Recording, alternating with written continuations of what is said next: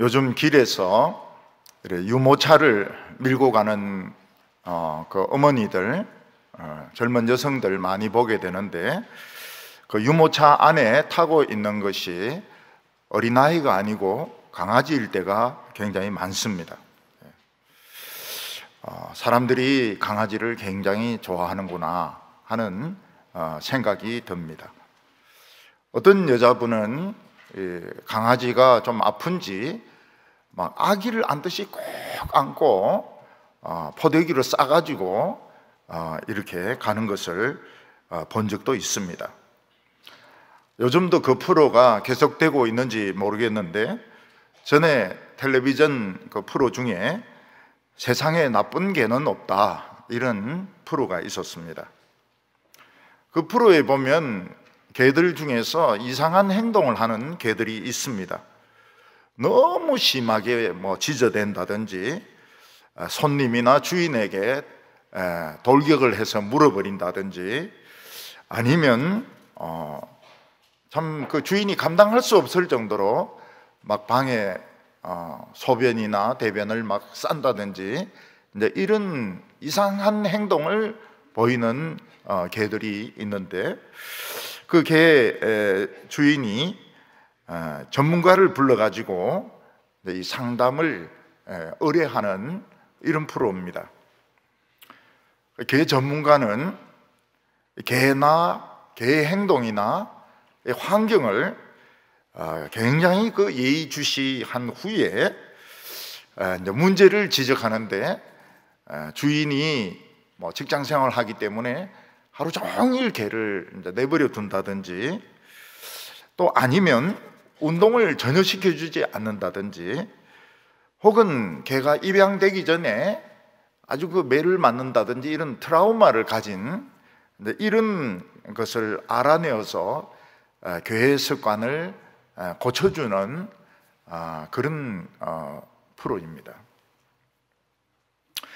근데 사람도 이제 비만을 가지고 참 고민을 많이 하지만, 개 비만도 있었다 보니까 개도 막 너무 비만해가지고 막 걸으려고 하면 배가 땅에 대어가지고, 그런데 그 이제 비만 프로그램에 넣어가지고 개를 날씬하게 해주는 이런 프로그램을 본 적이 있습니다.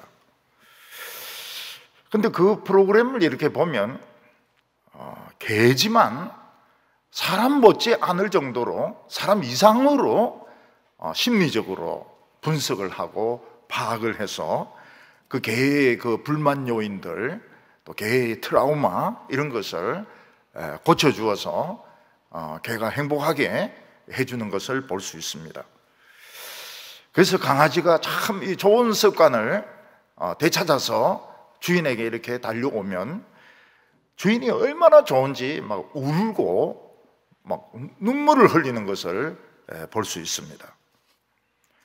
사람을 개에 비유할 수는 없겠지만 처음부터 나쁜 사람은 아마 없을 것입니다. 근데 그 자란 환경이 너무 좋지 못한다든지, 아니면 아버지나 어머니가 성적으로나 또 어떤 그 종교적으로 너무 그 강요를 한다든지, 또 어떤 사람들로부터 많은 억압을 받아서 컴플렉스를 가짐으로써 이렇게 악한 성격으로 변하는 사람들이 많이 있습니다. 어떤 작가가 쓴 작품 중에 하얀 전쟁이라는 작품이 있습니다. 막 썩 재밌는 작품은 아니기 때문에 여러분들은 사지 마시고 그냥 제가 읽은 거로 대신 만족하시기 바랍니다. 그런데 그 주인공은 어떤 잡지사에서 일하는 기자인데, 월남전에 이제 참전을 한 것입니다. 그런데 선배가 산에서 월남 여자를 만나면 조심해라, 이런 이야기들을 많이 했다는 것입니다. 그런데 이 사람이 작전을 나갔는데 너무 예쁜 그 월남 여자를 산에서 만나게 된 겁니다. 너무 자기가 지금까지 본 여자 중에서 제일 아름다운 여성을 그 산에서 만나게 된 것입니다. 그래서 여자가 같이 자자고 이렇게 해서 산에서 이제 같이 자는데, 이 여자가 월맹군 군인인 겁니다. 자는 동안에 남자가 와서 목에 칼을 딱 대고 여자는 총을 대고, 그래서 이제 이 사람이 그 월맹군 포로로 잡혀가게 됩니다. 그러니까 이 여자가, 예쁘게 생긴 이 여자가 월맹군이었던 것입니다. 그래서 이 사람은 이제 똥구멍에 큰 이런 그 구덩이, 오물로 막 가득 차 있는 거기에 이제 빠져가지고 막 2주나 3주 정도 있는데 밥도 안 주고 물도 안 주고, 그리고 이제 월맹군이 거기 와서 이제 소변을 막 싸는데 그걸 이제 받아 먹으면서 이 사람이 이제 2주나 3주를 이제 견딘 것입니다. 그러다가 구조를 받아가지고 참 구사일생으로 구조를 받아가지고 이 사람 이제 한국으로 돌아오게 됩니다. 그리고 이 사람은 완전히 성격이 변하게 됩니다. 자기가 굉장히 아름답다고 생각했던 그 여성이 이 월맹군이었다. 그리고 자기를 포로로 잡아가가지고 몇 주 동안 막 똥통에 넣어가지고 막 월맹군들이 막 소변을 싸고 막 엄청나게 구타를 당하고, 이런 경험을 통해서 이 사람은 그 불신의 트라우마가 생기게 된 것입니다. 어느 누구도 믿지 않는, 아무리 친절하고 아무리 예쁘고 뭐 아무리 진심을 이야기해도 믿지 못하는 트라우마가 이 사람이 이제 생기게 된 것입니다. 솔로몬의 아들 르호보암 때 이스라엘은 두 개의 나라로 갈라지게 됩니다. 북쪽 이스라엘은 10개 지파가 떨어져 나가고, 남쪽 유다는 2개 지파, 유다와 베냐민 2개 지파만 남았기 때문에 북쪽 이스라엘은 유다에 비해서 5배 정도로 큰 나라였습니다. 우리는 대개 이스라엘과 유다는 막 비슷할 거다 이렇게 생각하는데 비슷하지 않습니다. 이스라엘이 모든 면에서 한 5배에서 10배 정도 큰 나라였습니다. 르호보암은 40살에 왕이 되어서 17년 동안 유다를 다스리다가 르호보암이 죽습니다. 57세에 죽은 셈이죠. 57세 같으면 이제 그 당시로 보면 평균 수명은 넘긴 겁니다. 그 당시에 평균 수명은 한 50세 정도였을 것으로 생각이 됩니다. 그 르호보암이 왜 그렇게 늦게 왕이 되었느냐? 솔로몬이 너무 오래 살았기 때문에 이 40세가 돼서 왕이 된 것입니다. 이것과 비슷한 경우가 영국의 찰스 황태자입니다. 찰스 황태자는 지금 손자까지 두었는데 어머니 엘리자베스 2세가 지금 90몇 살 아닙니까? 90살 아닙니까? 그러니까 90살이 될 때까지 안 죽고 영국을 다스리니까 아마 찰스는 왕 될 기회가 없지 않나, 이렇게 사람들이 생각하고 있습니다. 드디어 르호보암이 57세에 죽고 그 아들 아비암이 유다의 왕이 되어서 3년을 다스리다가 죽습니다. 그런데 이 아비얌을 역대기에서는 아비야라고 말하고 있습니다. 아비얌과 아비야는 같은 인물입니다. 그렇지만 그 의미는 엄청난 차이가 있습니다. 아비야와 아비얌은 동일 인물이지만 그 의미는 굉장히 차이가 있어요. 히브리어에서 끝에 야를 붙이면 여호와란 뜻입니다. 뭐 엘리야라든지 야가 붙으면 여호와입니다. 아비는 우리하고 같습니다. 아버지입니다. 아버지. 그러니까 이 아비야는 하나님이 세운 이스라엘의 아버지다, 이런 뜻입니다. 그런데 얌은 바다를 말합니다. 바다. 그래서 홍해도 뭐라고 부르는가 하면 얌숲 이렇게 부르는데, 갈대바다 그런 뜻을 가지고 있습니다. 그러니까 이 아비얌이라고 이름을 이 열왕기에서 기록하고 있는 것은 여호와가 세운 아버지로 볼 수 없다. 이 사람은 시시하게 그냥 바다 같은 이런 물고기나 다스리다가 죽은 사람이다 하는 이런 경멸의 의미를 가지고 있습니다. 우리나라에서도 아주 훌륭한 왕은 대개 조나 종, 세종, 태조, 조종을 붙입니다. 그렇지만 왕이 너무 형편없을 때는 조종을 붙이지 않고 군이라고 합니다. 군, 연산군, 광해군 이런 식으로 격하를 시켜서 부르는데, 이 세종은 지금까지 참 존경을 받는 그런 왕입니다. 마찬가지로 아비야는 굉장히 좋은 이름입니다. 그런데 아비얌 이러면 격이 확 떨어지는 것이죠.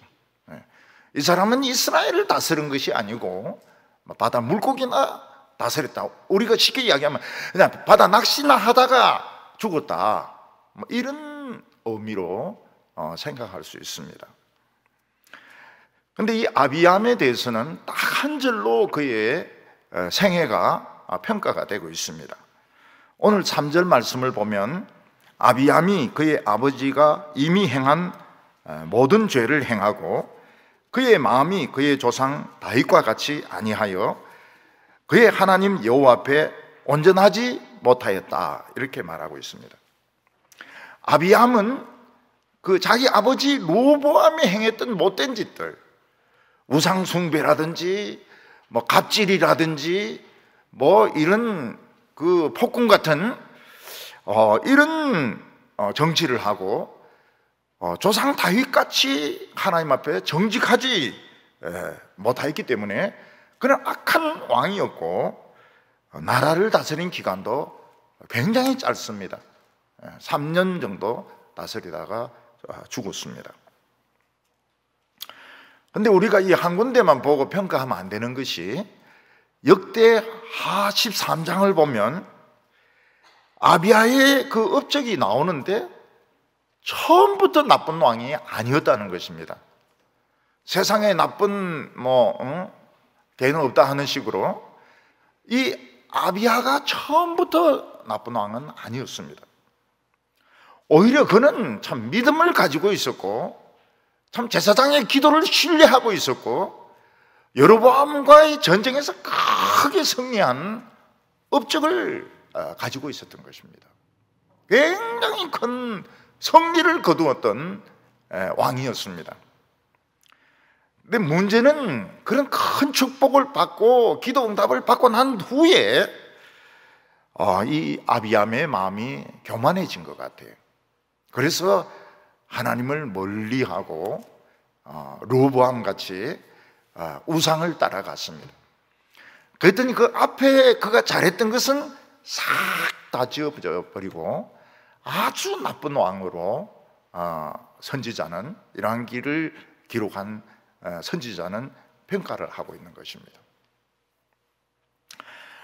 오늘 첫 번째로는 이제 인간의 방법과 하나님의 방법, 어느 것이 더 강하냐 하는 것입니다. 아비암 때 북쪽 이스라엘과 전쟁이 많았다고 말씀하고 있습니다. 7절을 보면 아비암과 르호보암 사이에도, 여로보암 사이에도 전쟁이 있으니라, 이렇게 말씀하고 있습니다. 같은 이스라엘 백성들이고 같은 하나님을 믿는다면 서로가 서로를 인정하고 각각 잘 부응하면 될 것 같습니다. 근데 사람의 일은 생각만큼 그렇게 되지 않습니다. 왜냐하면 사람은 감정이 있기 때문에, 감정의 동물이기 때문에 이게 생각만큼 쉽게 되지 않는 것입니다. 그러니까 이스라엘과 유다로 나누어지니까 그 국경지대에 있는 땅을 이제 서로 차지하려고 하는 것입니다. 조금이라도 더 그 평수를 늘리려고 하면서 싸우게 되는 것입니다. 그리고 북쪽 이스라엘은 제사장을 자기 마음대로 임명하기 위해서 레위 족속을 다 쫓아버렸습니다. 그 레위 족속들은 갈 데가 없으니까 전부 유다 예루살렘으로 다 내려옵니다. 그 북쪽에 있는 제사장은 전부 돈을 주고 된 가짜 율법을 하나도 모르는 그런 사람들이 제사장이 된 것입니다. 그리고 열 지파 사람들 중에서도 정말 그 하나님을 바로 믿으려고 하는 사람들이 많이 있었습니다. 근데 이 사람들은 조상으로부터 물려받은 기업을 포기하고 남쪽 유다로 많이 내려왔던 것입니다. 그래서 서로 이제 그 중간 지역의 땅을 조금이라도 더 차지하려고 뒷닥거리면서 싸우고, 그리고 레위 족속들은 쫓겨나서 예루살렘으로 다 내려오고, 또 바르게 하나님을 믿고 싶어 하는 사람들은 조상의 기업 땅을 포기하고 내려오고 이랬으니까 서로 이 감정이 좋지가 않았던 것입니다. 그러다가 아비함 때 여로보암과 큰 전쟁을 벌이게 됩니다. 이게 열왕기에서는 인정을 안 해요. 굉장히 큰 전쟁인데 선지자는 싹 빼버립니다. 아비함은 북쪽 이스라엘과 싸우기 위해서 군인들 40만 명을 모집했습니다. 그런데 이때까지만 해도 아비함이 하나님을 잘 믿었기 때문에 하나님의 이름을 믿고 있었고 제사장의 그 기도를 믿고 있었습니다. 아비함이. 근데 이스라엘은 역시 큰 나라입니다. 이스라엘은 군인들 80만 명을 모았습니다. 40만 명 대 80만 명이 싸우게 된 것입니다. 이 숫자는 유다의 딱 배가 되는 숫자입니다. 이 배가 되는 이 이스라엘과 싸워서 이길 수 있느냐? 굉장히 어려운 이야기죠. 전쟁을 이제 하게 되니까 아비함이 하나님의 말씀을 가지고 그 북쪽 이스라엘 백성들을 막 책망을 했습니다. 하나님께서는 다윗을 통하여 이스라엘을 다스리겠다고 소금 언약을 세웠다. 소금 언약을 세웠다. 이 소금 언약이라고 하는 것은 아무리 시간이 흘러도 소금의 짠맛은 없어질 수 없는 것처럼 하나님이 다윗과 세웠던 이 언약은 이건 소금 언약이기 때문에 배반하면 안 된다는 것입니다. 근데 솔로몬이 이방 여인들을 막 끌어들이고 1000명씩이나 끌어들이고 또 그 여인들이 원하는 대로 우상의 신전을 짓고 또 르호보암이 굉장히 그 마음이 약한 사람입니다. 누가 이러자 하면 이렇게 하고 저렇게 하자 이러면 저렇게 하는 사람이었습니다. 성경은 르호보암이 마음이 굳세지 못했다고 말하고 있습니다. 근데 그때 이 여로보암은 북쪽입니다. 여로보암은 북쪽 왕입니다. 여로보암이 이제 남봉군과 이 폭력배들을 끌고 모아서 열지파를 도둑질해 갔다는 거예요. 이게 아비함이 지금 책망하고 있는 내용입니다.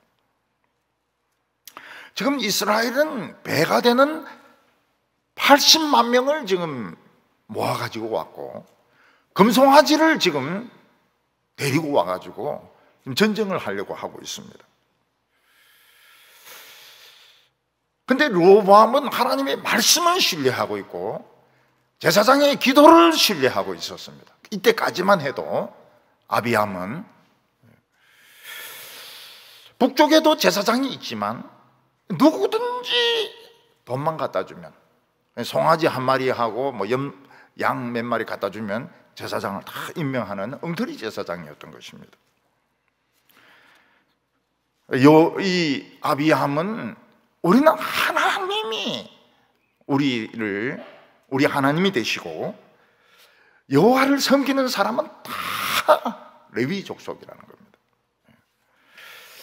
우리는 아침 저녁으로 하나님께 번제를 드리고 저녁에 성전 안에 있는 등대에 불을 밝히고 우리는 다 하나님의 계명을 지키고 기도하는 사람이라는 겁니다. 아비함은 하나님이 우리와 함께 계시고 제사장들이 나팔을 불면서 진군할 텐데 이스라엘 너희들은 여호와와 싸우지 말라, 이렇게 전쟁하기 전에 이 아비함이 설교를 하고 있습니다. 아비함은 이때까지만 해도 여호와를 신뢰했습니다. 하나님의 말씀 계명을 소중하게 생각하고 있었습니다. 이걸 열왕기에서는 전혀 인정을 안 해줘요. 왜냐하면 나중에 이 사람이 변했기 때문입니다. 아비함이 의지하고 있는 것은 하나님이었고 제사장의 기도였습니다. 그래서 아비함이 하나님의 말씀을 가지고 이스라엘 북쪽 이스라엘을 막 책망하는 동안에 여로보암은 작전을 짭니다. 무슨 작전을 짜느냐? 80만 명을 반으로 나눠 가지고 40만 명을 복병으로 숨겨 놓습니다. 그러니까 이 아비함은 막 열심히 지금 설교하고 있는데 여로보암은 작전을 짜는 거예요. 그동안에 반은 북쪽에 있고 반은 남쪽으로 돌아와 가지고 숨어 있는 것입니다. 군인들이 작전 나갈 때 굉장히 조심해야 되는 게 매복에 걸려드는 것입니다. 매복에 걸려들면 전멸합니다. 전멸해요. 매복은 군인들이 제일 안심할 수 있는 이런 곳에 군인들이 나무 위에라든지 땅을 파고 매복을 하고 있기 때문에 급습을 하게 되면 아무리 그 용감한 군인들이라도 전멸을 면치 못합니다. 역대하 13장 13절을 보면 역대하 13장 13절 여로보암이 유다의 뒤를 둘러 복병하였으므로 그 앞에는 이스라엘 사람이 있고 뒤에는 복병이 있는지라. 그러니까 이스라엘 백성들 뒤쪽에 매복이 있는 것입니다. 앞쪽에도 이스라엘이고 뒤쪽에도 이스라엘입니다. 우리가 이 세상을 보면 항상 인간적인 방법을 쓰는 사람들이 이기는 것 같습니다. 이 사람들은 힘으로 밀어붙이고 또 굉장히 교활한 이 선전술 같은 걸 사용하고 또 이 거짓말을 자신들의 그 무기로 사용하기 때문에 하나님의 백성들은 앞뒤로 공격을 받으면 다 무너집니다. 다 무너져요. 우리는 하나님을 믿노라 하면서도 현실 앞에서는 너무나도 약할 때가 많습니다. 하나님은 우리 편이다. 우리는 기도하고 있다. 그렇지만 40만 명과 80만 명의 차이는 현실인 것입니다. 현실의 벽은 너무나도 높은 거예요. 적은 인원을 가지고 많은 변화되는 군인들을 과연 이길 수 있을까요? 더욱이 적은 복병까지 매복까지 해가지고 지금 앞뒤에서 공격을 하고 있는데 아비함이 아무리 하나님을 이야기하고 제사장 이야기를 하고 이래도 과연 이길 수 있겠느냐 하는 것입니다. 결국 아비암과 여로보암의 전쟁, 유다와 이스라엘의 전쟁은 인간적인 방법이 이기느냐, 하나님의 방법이 이기느냐, 그런 문제였던 것입니다. 우리 성도님들은 기업 경영을 하시기도 하고, 학생들은 공부를 하기도 하고, 또 직장 생활도 하기도 하고, 심지어는 목회를 하면서도 인간적인 방법을 쓰는 사람들이 하나님을 믿고 그냥 말씀을 믿는 사람보다 훨씬 잘 되는 것을 볼 수 있습니다. 사람들은 하나님만 믿고 기도하는 것을 뭐라고 말합니까? 아무것도 안 하고 있다고 말하고 무능하다고 말합니다. 반면에 여로보암같이 작전을 쓰고 많은 군사를 끌어모으는 이런 사람들이 현명하고 이런 사람들이 빨리 성공하는 것을 볼 수가 있습니다. 사업을 하는 사람들이 공무원에게 술도 사주고 뇌물도 바치고 또 막 거짓말도 하고 이렇게 하면 막 성공을 합니다. 그런데 뇌물도 줄 줄 모르고 공무원들에게 술도 안 사주고 기도만 하면 일이 진척이 안 되는 거예요. 일이 진척이 안 되는 거예요. 학교를 진학하는 데 있어서도 쪽집게 가해를 하고 생활기록부에 자기가 안 한 것도 했다고 하고 다른 사람 논문에 자기를 제일 저자의 이름으로 올리고 막 받지도 않았던 총장상을 받았다 하고 이래야 의대를 들어가는 겁니다. 의대를.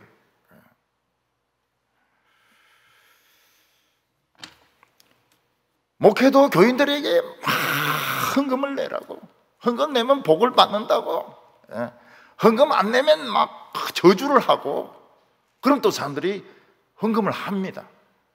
그래가 이제 멋진 예배당을 지으면 사람들이 저기에 뭐가 있을 거다 이렇게 생각해서 막 몰려들어요. 그러면 이제 유명한 부흥사든지 프로그램을 막 돌리는 것입니다. 그러면 막 굉장히 급성장을 합니다. 근데 막 죽으라고 하나님 말씀만 붙들고 설교하고 이러면 부흥이 잘 안 와요. 사람들이 그렇게 빨리 늘지 않습니다. 제가 처음에 개척교회 할 때 뭐 1년에 200명, 300명 이래 모이는 것이 대유행이었습니다. 어떤 목사는 한 해에 막 200명을 교인이 늘었다, 300명이 늘었다, 뭐 이러는 것이 다 유행이었습니다. 저는 몇 년을 한 5년 정도 죽으라고 설교해도 교인들이 80명밖에 안 됐습니다. 오직 했으면 제가 하나님 앞에 하나님 100명은 돼야 안 되겠습니까? 그런 기도를 한 적이 있습니다. 실제로 100명은 돼야지 80명 가지고 뭐 어떻게 하겠습니까? 그랬더니 교인들 중에서 설교가 기분 나쁘다 해가지고 20명이 나가버려요. 60명으로 줄어버렸습니다. 60명으로. 거기다가 그 예배당으로 빌려 쓰고 있던 건물이 이제 팔리면서 우리 갈 데가 없어요. 길거리에 이제 나앉게 되었습니다. 아무리 찾아도 우리가 들어갈 만한 데가 없어요. 좋은 데는 뭐 몇 억씩 하고, 교회가 있을 만한 데는 꼭 교회가 있고, 뭐 2개도 있고, 절도 있고, 위층으로 올라가면 교회고, 지하로 내려가면 절이고. 그래서 그 입시 기도할 때 엘리베이터를 잘 타야 됩니다. 모르고 그냥 지하로 거기도 다 그거 붙여놓거든요. 입학을 위한 100일 기도회. 엘리베이터 타고 내려가 버리면 딱딱딱딱 이렇게 돼요. 위로 올라가면 막 여호와여 축복하소서 막 이러고 말이죠. 주인은 싫어합니다. 주인은 시끄럽기 때문에 교회가 들어오는 것도 싫어하고 절이 들어오는 것도 싫어하고, 겨우 누가 목회하다가 망한 교회 자리가 있어요. 거기를 우리가 찾아가지고 막 이상한 것들 막 무대 같은 거 이런 거 다 철거해 버리고 우리가 거기서 이제 예배를 드리게 되었습니다. 그리고 폭발적인 부흥이 일어났습니다. 막 굉장히 사람들이 몰려들었어요. 청년들이 몰려들었습니다. 우리가 하나님을 의지하면 굶어 죽을 것 같고 도저히 이 세상에 살아남을 수 없는 위기가 옵니다. 그 마귀가 그렇게 하는 거예요. 너 하나님 좋으면 하늘로 가라는 거예요. 이 세상은 마귀 것이라고. 예수님인데도 그런 이야기를 합니다. 왜 우리 땅에 왔냐고. 왜 우리 땅에 왔냐고. 우리를 괴롭히려고 왔냐고. 당신은 저쪽에 하나님 나라 아들 아니냐고. 근데 우리가 그거 속으면 안 됩니다. 절대로 속으면 안 됩니다. 우리를 여기에 살게 하신 분도 하나님이시고 하나님은 이 세상의 왕이십니다. 우리는 이 세상에 살 권리가 있어요. 그 마귀가 아무리 속이고 아무리 못된 소리 해도 결사적으로 견디면 부흥의 때가 옵니다. 폭발적인 부흥이 일어납니다. 오늘 여기 보면 두 번째로 유다에게는 남이 모르는 비밀이 있었다는 것입니다. 유다 백성들은 앞에 저기 40만 명이 있고 뒤에서 이제 매복이 또 40만 명이 덤벼들고 이 가운데에 끼어가지고 전멸을 면할 수가 없었습니다. 왜냐하면 어느 군대든지 앞쪽은 정예부대 또 키도 크고 힘도 센 사람들을 세우지만은 뒤쪽에는 이제 약한 사람들, 좀 작은 사람들, 힘이 없는 사람들, 이런 사람들을 이제 뒤쪽에 배치를 하거든요. 근데 매복 부대가 이제 뒤에서부터 이제 공격을 하니까 뒤에서부터 이제 쓰러지는 겁니다. 그러면 유다는 망할 수밖에 없습니다. 아무리 그 튼튼하게 세워진 건물이라도 약한 기둥을 치면 다 무너집니다. 그래서 유다 백성들은 이 매복을 생각을 못했는데 매복에 이제 걸려드는 바람에 전멸을 할 위기에 처하게 되었습니다. 그런데 유다 백성들에게는 숨은 비밀이 있었습니다. 하나는 뭔가 하면 그들이 부르짖는 것이었습니다. 하나님을 향하여 부르짖는 것이었습니다. 또 하나는 제사장이 나팔을 부는 것이었습니다. 역대하 13장 14절을 보면 유다 사람이 뒤를 돌아보고 자기 앞뒤의 적병으로 말미암아 여호와께 부르짖고 제사장들은 나팔을 부니라. 하나님의 백성들에게는 비밀이 있는데 그 하나는 말씀을 붙들고 살다가 위기가 오면 부르짖는 것입니다. 하나님의 백성들이 부르짖으면 무슨 일이 일어나게 됩니까? 기적이 일어나게 됩니다. 하나님께서는 여호수아가 여리고성을 공격할 때 이걸 이미 보여주셨어요. 이스라엘 백성들이 여리고성을 하루에 한 바퀴 돌고 일곱째 날에는 7바퀴 돌고 소리를 질렀을 때 여리고성은 그냥 무너집니다. 손도 안 댔는데 그냥 무너져 버립니다. 여기 뭔가 하면 하나님의 백성들이 가진 무기입니다. 부르짖는 것이. 그래서 한 번씩 부르짖어야 됩니다. 이 금요 기도에 굉장히 중요해요. 금요 기도에까지 얌전하게 할 필요가 없습니다. 막 부르짖는 거예요. 하나님께서는 기도원 때 보여주셨습니다. 기도원 때 이스라엘 백성들은 300명밖에 안 됩니다. 그리고 미디안은 13만 5천 명입니다. 13만 5천 명.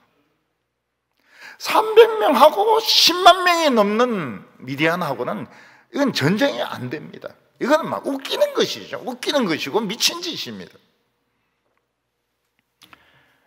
근데 이 300명이 밤에 막 소리를 지르고 나팔을 불고 막 이랬을 때 13만 5천 명이 패닉 상태에 빠지게 됩니다. 패닉이랑 미치는 거죠.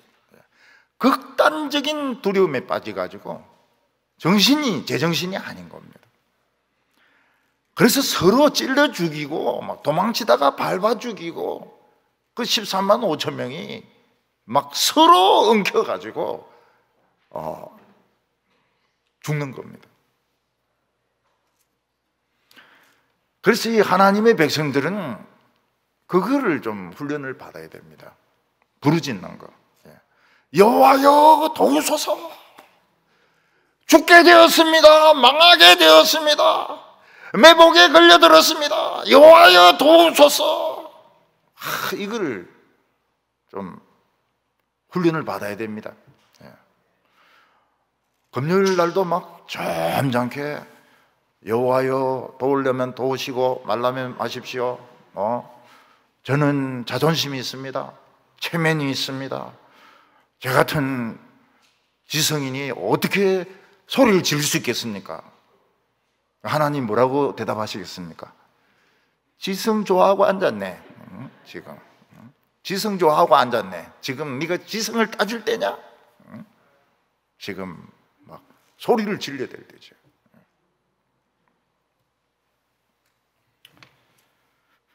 하나님의 백성들이 막 소리를 지르면 적이 패닉에 빠집니다.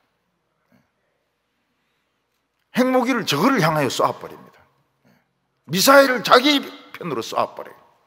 그리고 막 무너지기 시작합니다. 왜냐하면 하나님의 천사가 막 싸우거든요. 우리 소리를 듣고 막 하나님의 천사가 막 싸우기 시작합니다. 이 제사장이 나팔을 불었다고 하는 것은 평소에 하나님의 말씀을 기억하게 하고 잠자지 못하도록 깨우는 것입니다. 평소에 나팔절이란 절기가 있었습니다. 그래서 평소에 이 나팔을 불면 하나님의 말씀을 기억하게 하고 그리고 잠들지 못하도록. 여기서 잠든다고 하는 것은 무엇을 말합니까? 세상에 그냥 빠져버리는 것입니다. 자기 생각과 염려에 빠져버리는 것입니다. 자꾸 그냥 백화점만 가려고 그러고 자꾸 커피만 생각하고 커피 마시지 말라는 말이 아닙니다. 근데 막 그냥 커피에 대해서 막 줄줄줄줄 외우고 있고 그리고 뭐 블랙을 했다가 에스프레소를 했다가 말이죠. 라떼를 먹었다가 막 오로지 커피만 생각하면 그거 안 되죠. 커피 그냥 마시고 차 버려야지.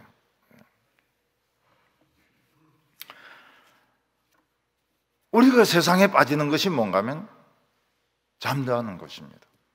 제사장은 그걸 깨워야 돼요. 겨울에 산에 갔다가 조난당하면 어떻게 됩니까? 막 졸음이 옵니다. 졸음이 와요. 그때 자버리면 저체온증으로 죽습니다.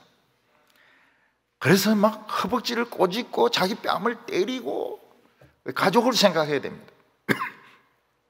나는 가족에게 살아서 돌아가야 된다. 가족이 날 기다리고 있다. 막 그래서 막 한 대 때리고 안 되면 바바바박 연발로 때리고 말이죠. 예. 다리를 꽉 쥐고 이렇게 자지 말아야 돼요.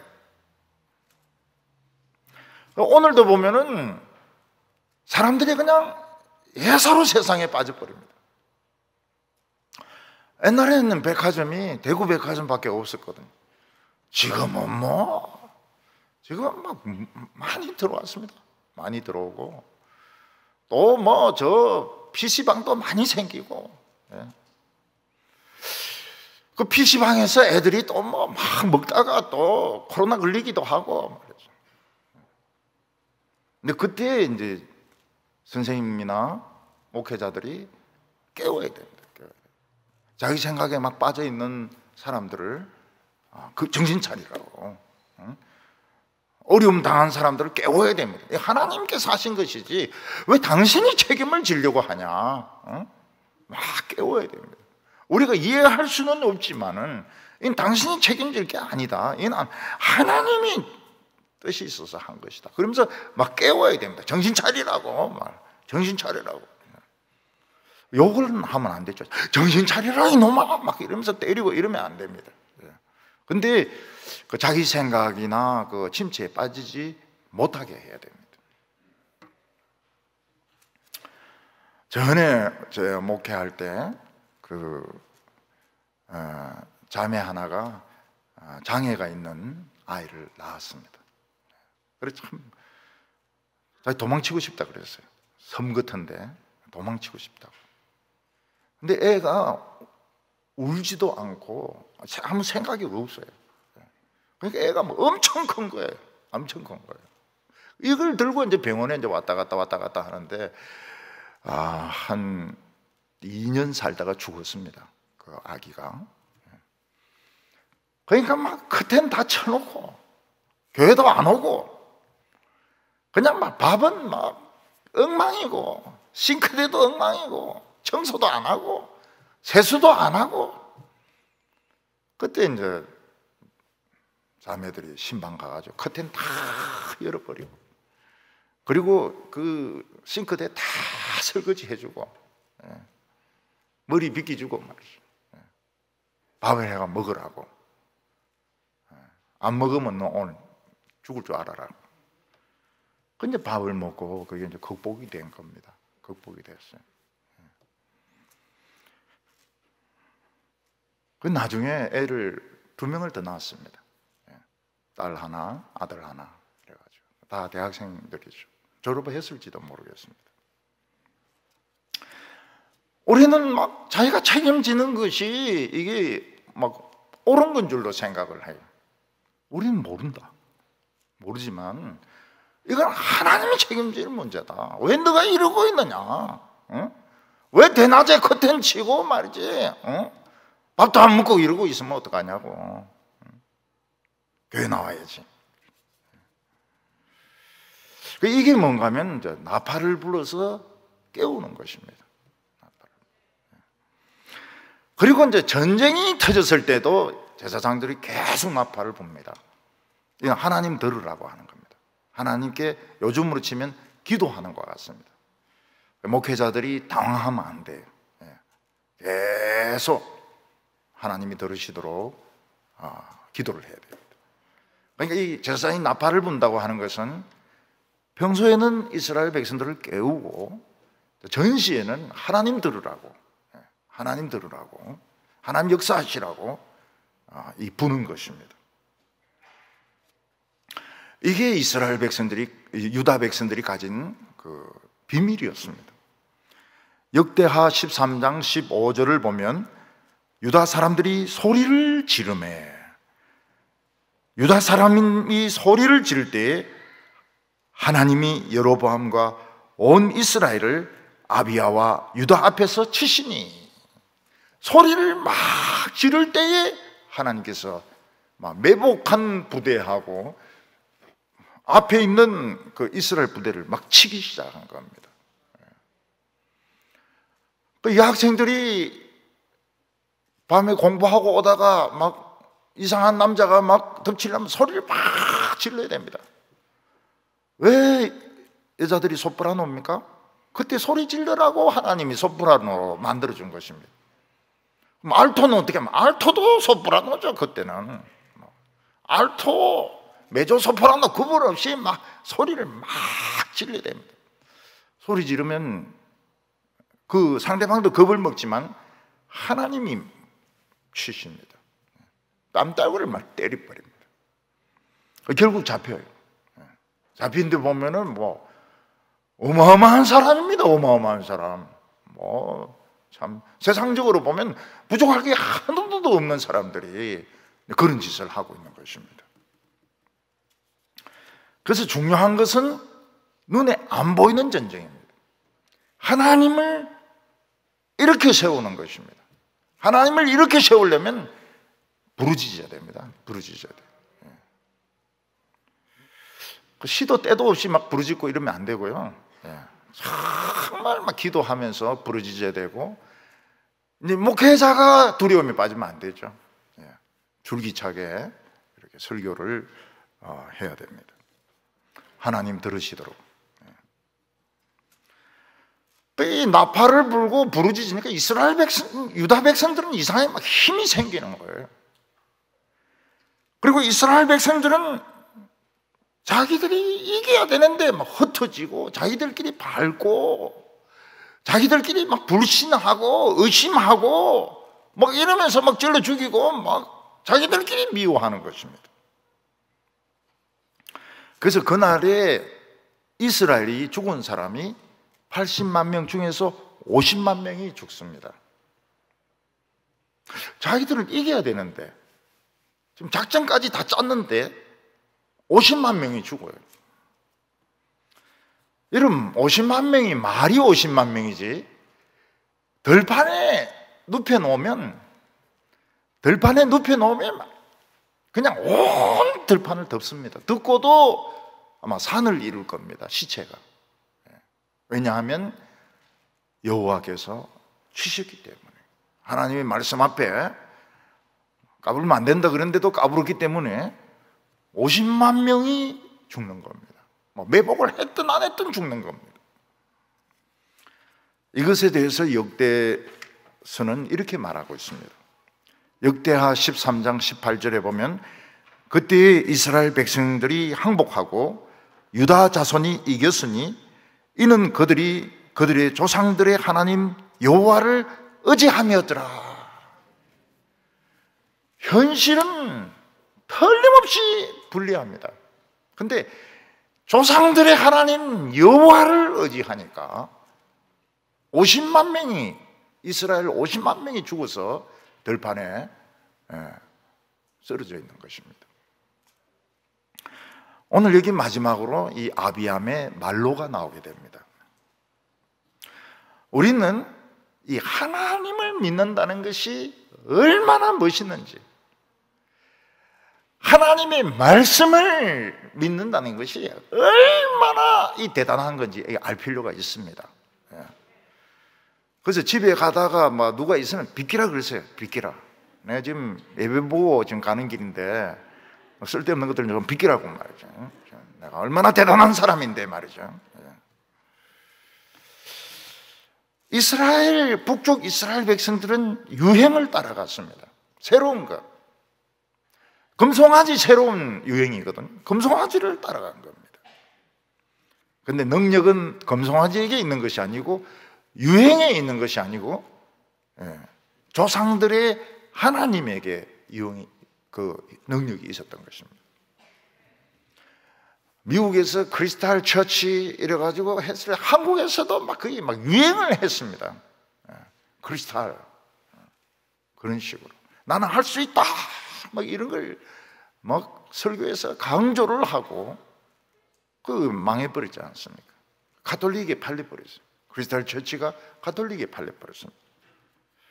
그 이유가 뭔가 하면, 하나님의 능력은 유행에 있는 것이 아니고 오래 묵은 그 조상들의 하나님, 오래된 말씀, 성경에 이게 능력이 있는 것입니다. 여로보암은 그때 굉장히 타격을 받은 것 같아요. 50만 명이 죽어버리니까요. 그 뒤로는 여로보암이 힘을 쓰지 못합니다. 난 빌빌빌빌 거리다가 하나님 치니까 여로보암이 죽어버려요. 이때가 아비암의 전성기입니다. 아비암이 정말 하나님만 의지했을 때입니다. 아비야입니다. 진짜 이때까지는 정말 아비야입니다. 그리고 아비야는 이때 크게 성공하고 난 뒤에 마음이 교만해지고 아첨하는 사람들의 이야기를 듣기 시작한 겁니다.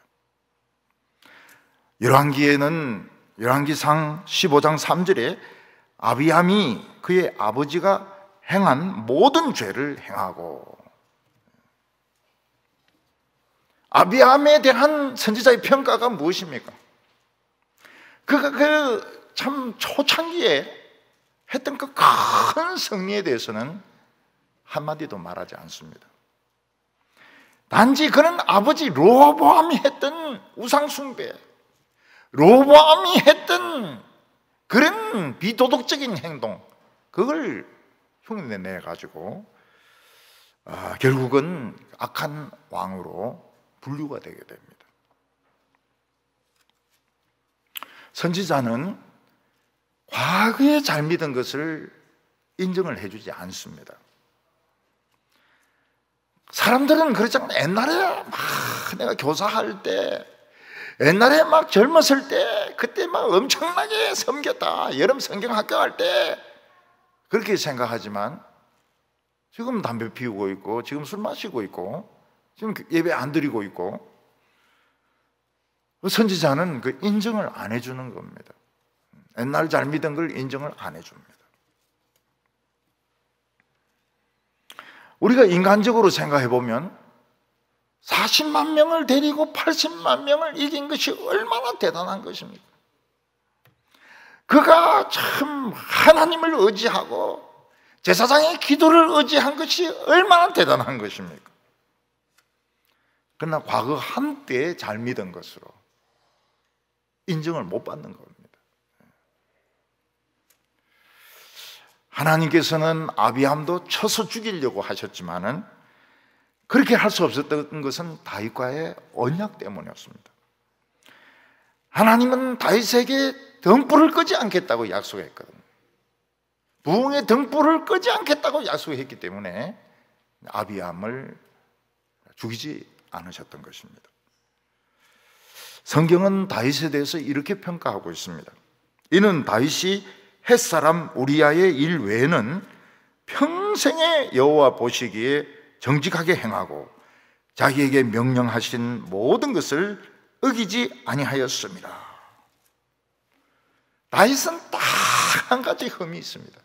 그게 뭔가 하면 우리아의 부인을 자기가 차지한 겁니다. 우리아의 부인은 아름다웠습니다. 그 여자를 차지하는 것이 정말 행복하게 할 거라고 생각했습니다. 지금 남편은 전쟁터에 나가 있습니다. 또 그 여자도 다윗을 좀 좋아했던 것 같아요. 성경에 보면 우리아가 굉장히 무뚝뚝한 사람입니다. 우리나라로 치면은 경상도 사람 같죠. 다윗이 불러왔으면 저 같으면 집부터 쫓아가가지고 부인부터 만나고 다윗을 만날 텐데 우리아는 그렇게 안 해요. 다윗이 막 술 주면서 오늘 집에 가라. 집에 가라는데 갈 것이지. 그 성문 문지기하고 잡니다. 그 다음 날도 집에 가서 자라고 막 음식까지 보냈는데 집에 안 가는 거예요. 문지기들하고 또 자는 거예요. 그래서 그때 다윗도 느낍니다. 우리아는 구제불능이란 사실을.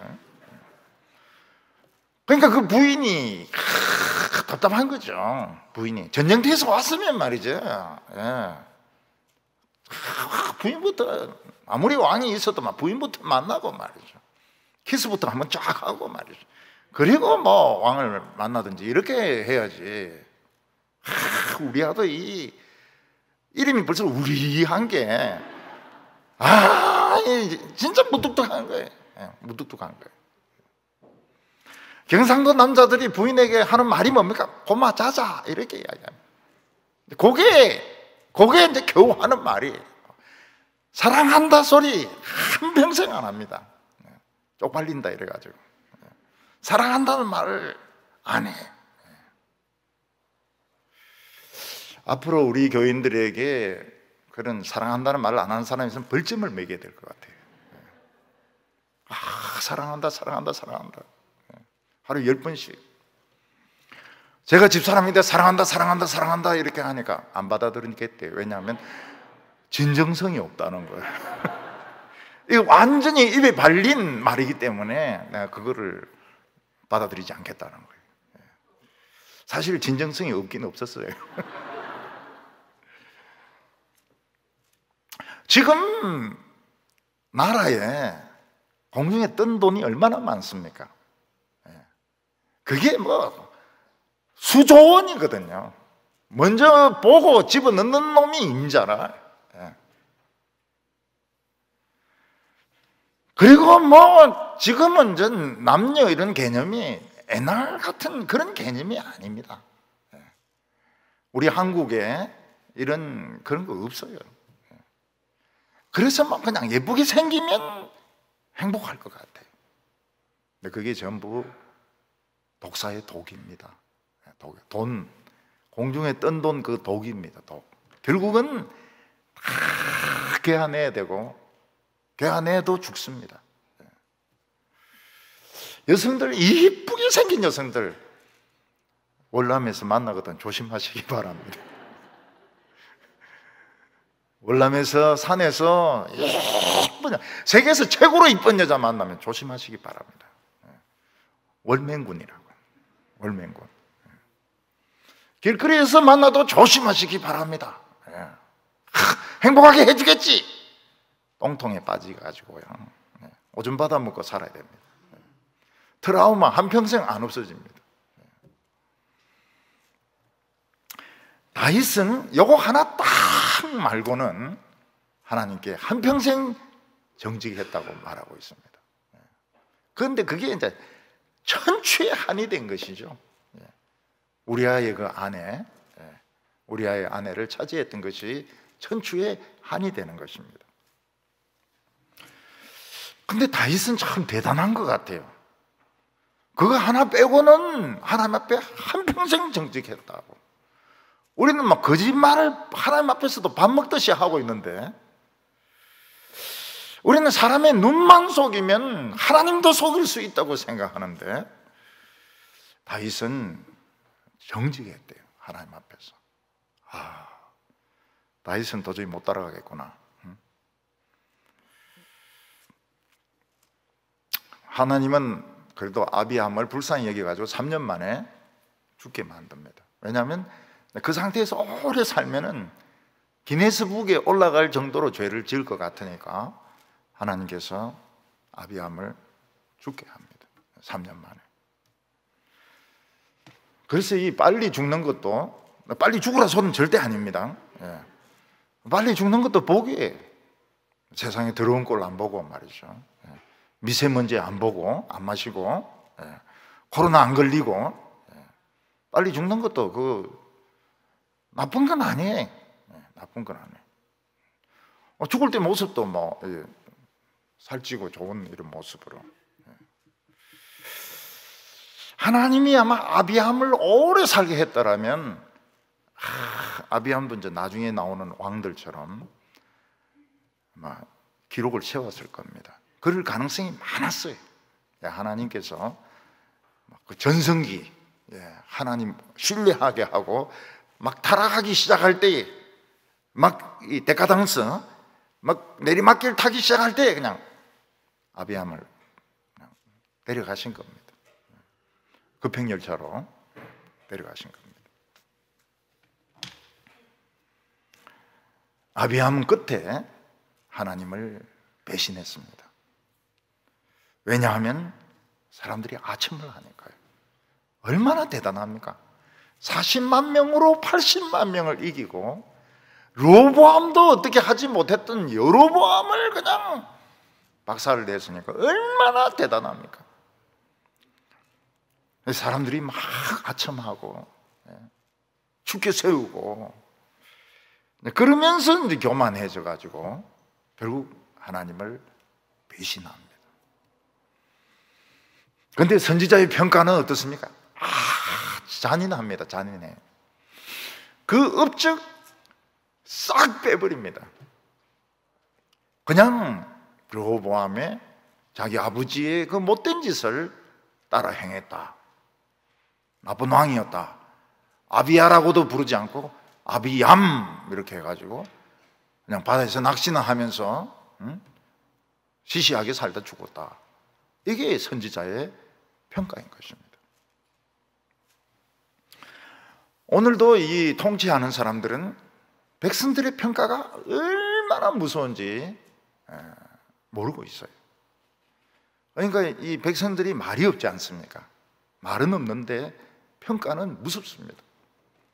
교인들도 그래요. 교인들도 아무 말이 없습니다. 당회가 하자는 대로 합니다. 그렇지만 속으로는 목사님이나 장로님 다 평가하는데 굉장히 무섭게 평가합니다. 저 사람은 돈이나 밝힌 사람이야. 저 사람은 크리스찬도 아닐 거야. 저 사람은 또라이야. 말은 안 하죠. 말은 안 하는데 속으로는 다 평가를 하고 있는 것입니다. 그게 무서운 거예요. 무서운 거예요. 그러니까 목사가 당회를 막 자기 의도대로 이끌어 나가는 것이 중요한 것이 아니고, 교인들이 그 말없는 눈이 있지 않습니까? 교인들이 보고 있지 않겠습니까? 설교를 다 듣고 있지 않습니까? 그러면서 하는 그게 더 무서운 겁니다. 그보다 더 무서운 것은 하나님이시죠. 하나님 앞에 정직했더라. 어떤 사람은 하나님 앞에서 밥 먹듯이 거짓말 하더라. 이 평가가 한때는 신학교 처음에 입학할 때는 막 열정으로 제가 이 총신에도 한번 가보고 또 서울신학교 성결교도 가보고 이러니까 확실히 총신이 기도가 뜨거워요. 막 통성으로 기도합시다. 막 아버지! 이런데 막 지붕이 날아갈 것 같아요. 근데 그 서울신학교는 조용해요. 썰렁해요. 근데 총신 학생들이 3학년 되면 기도합니까? 안 합니다. 성경 읽습니까? 안 읽습니다. 그래서 이제 자기는 당회장, 어떤 사람은 총회장 노릇을 하려고 그래요. 그래서 야, 어떻게 이렇게 빨리 이렇게 변질이 될 수 있을까? 정직하지도 않아요. 지멋대로예요. 서울에도 막 이 대교회는 막 서로 들어가려고 합니다. 왜냐하면 수입이 많거든요. 영혼을 사랑하고 1학년 때는 그런 마음이 있었는데 졸업하고 안수 받을 때까지도 웁니다. 옆에서 막 훌쩍훌쩍 울고 이러는데 나는 눈물도 안 나고, 근데 잠시 후에 딱 변해요.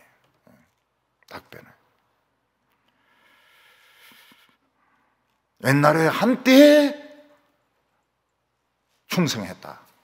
선지자가 인정 안 해줍니다. 지금 내가 정직하냐? 지금 내가 하나님께 불이 있느냐? 남이 뭐라고 해도 난 하나님께 충성하느냐? 지금이 중요한 겁니다. 예수님께서는 나더러 주여 주여 하는 자마다 천국에 다 들어갈 것이 아니요 아버지의 뜻대로 행하는 자라야 들어가리라고 말했습니다. 다윗은 끝까지 충성했습니다. 다윗에게 분명한 것은 여자를 좀 좋아하긴 좋아했어요. 그런데 돈에는 욕심이 없었습니다. 이 사람이 그 전쟁에서 뺏은 금은 전부 성전에 다 바쳤어요. 자욱한 금에는 욕심이 없었어요. 근데 솔로몬은 금의 욕심이 굉장히 많았습니다. 끝이 안 좋았습니다. 우리 사랑하는 여러분, 과거 한때 열심히 믿었던 거로 만족하면 야함이 됩니다. 야함. 여호, 아비, 야함이 됩니다. 지금부터 시작해서 끝까지 누가 뭐라 하든지 끝까지 충성하자. 아비, 야로 남아야 됩니다. 야! 이래야지. 얌! 이렇게 하면 안 됩니다. 얌! 이러면 꼭 고양이 같은 느낌 들거든요. 야! 아비야! 이렇게 해가지고 끝까지 참 좋은, 하나님 앞에서 좋은 성도들, 또 좋은 목회자들, 직분자들 다 되시기를 바랍니다. 기도드리겠습니다.